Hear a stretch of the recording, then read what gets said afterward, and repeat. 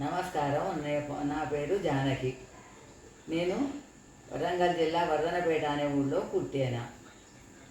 ఇప్పుడు ఒక 50 సంవత్సరాల నుంచి హన్మకొండలోనే ఉంటున్నా. మీరు రోజు ఏం ఆహారం తింటారు? మీరు చిన్నప్పుడు తినే ఆహారం ఇప్పుడు తినే ఆహారం ఏమైనా డిఫరెన్స్ ఉందా? ఇప్పుడు కూరగాయలన్నీ కొత్త కొత్త రకాలు వచ్చినాయి. బీన్స్ అని ఇలాంటివన్నీ వచ్చినాయి. అప్పుడు మా చిన్నప్పుడు ఏం లేదు, గోజిప్పుడు అని ఊళ్ళల్లో పండే కూరగాయలే తినేవాళ్ళం. ఎక్కువగా ఆ ఊళ్ళో ఏవి పండుతుందో అవే ఎక్కువ తినేవాళ్ళం. ఈ కొత్త రకాలు అవి అప్పుడు లేవు. మీ పేరెంట్స్ తినేదానికి మీ గ్రాండ్ పేరెంట్స్ తినే ఫుడ్కి ఏమైనా చేంజెస్ ఉన్నాయా? చాలా ఉన్నాయి.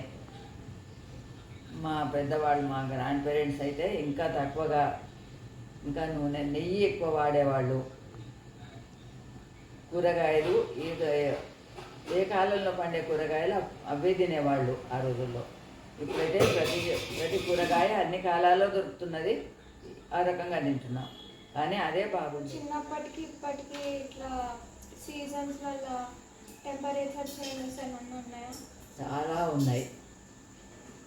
చిన్నప్పుడు ఈ ఫ్యాన్లు ఇవేవి లేకున్నా కానీ ఎండాకాలంలో బయట గాలికి హాయిగా ఉండేవాళ్ళం.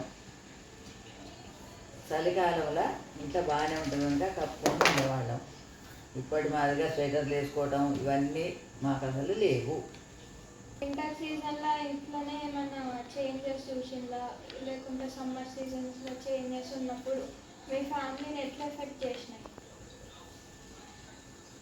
అప్పుడు ఎండాకాలంలో బయట గాలికి ఉండేవాళ్ళం కనుక ఏం ఎఫెక్ట్ రాకపోయేది మాకు.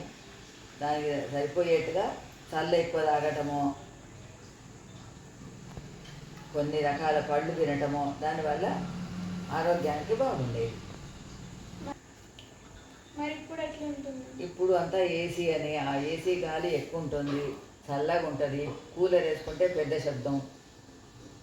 శరీరానికి బయట గాలి ఉండే హాయి తగలదు. ఈ కూలర్ తోటైనా ఏసీ తోటైనా సహజమైన గాలికి ఉండేది లేదు. కానీ ఇదే అలవాటైపోయింది.